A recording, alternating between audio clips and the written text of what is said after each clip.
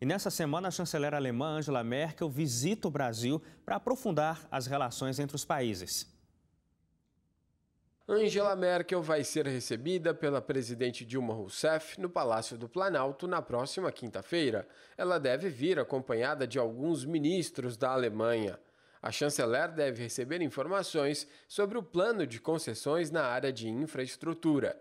Dilma quer que empresas alemãs também participem das obras.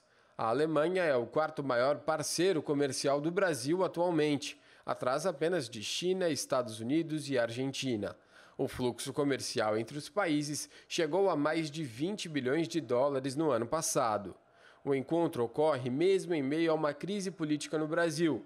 Ainda assim, o próprio governo alemão defende a importância da visita. Essa será a primeira vez em que ocorre uma cúpula bilateral entre os países, na classificação que os próprios alemães fazem, o que para eles demonstra que há uma estreita relação. E para saber sobre os desdobramentos dessa visita, a gente conversa com o professor Edson Trajano. Isso é um bom sinal para melhorar um pouquinho a situação econômica do Brasil? Uma das alternativas que o Brasil tem para avançar nas questões econômicas é o aumento nas exportações. E a Alemanha, como mostrado na matéria, é o quarto parceiro mais importante nosso hoje. E há um potencial de crescimento. A Alemanha lidera a Comunidade Econômica Europeia, ou seja, acordos comerciais podem favorecer uma ampliação do Brasil na Comunidade Econômica Europeia.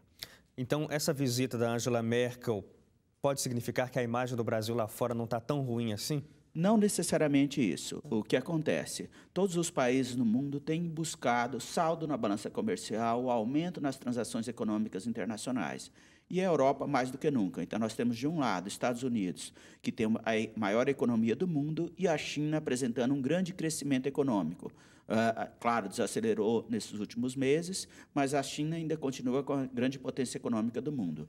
E a Europa está procurando o seu espaço. A Alemanha é a economia mais importante do continente. Consequentemente, é interessante para todos os países do mundo negociar com o Brasil. O Brasil pode estar em crise política, está passando por um momento econômico delicado, mas ainda é uma das grandes economias do mundo. O Brasil, você comentou aí, é um dos grandes exportadores do mundo, mas grande parte do que o Brasil exporta são as chamadas commodities, né, que são matérias-primas, basicamente. A China, por isso, compra muito daqui, outros países também. Com essa mudança que a China está impondo à moeda dela, o yuan, isso pode afetar o preço das nossas commodities, reduzindo o nosso preço e aí, claro, reduzindo também o ganho do Brasil? Sim, não há dúvida. Então, nós temos que pensar que no mercado internacional o câmbio é um fator importante. E aí, quanto mais valorizada for a moeda chinesa, mais competitiva será a economia chinesa. Isso reduz o espaço para as exportações brasileiras. Então, e no Brasil, o grande problema é que nós temos desvalorização da moeda, mas isso tem um outro efeito negativo, que é o aumento da inflação. Então, ou seja, para o Brasil, a desvalorização da moeda, pensando no cenário internacional, é interessante. Isso vai aumentar a competitividade do Brasil no mercado internacional, necessário frente à desvalorização da moeda chinesa, mas tem um efeito negativo na nossa economia, que isso provoca aumento da inflação.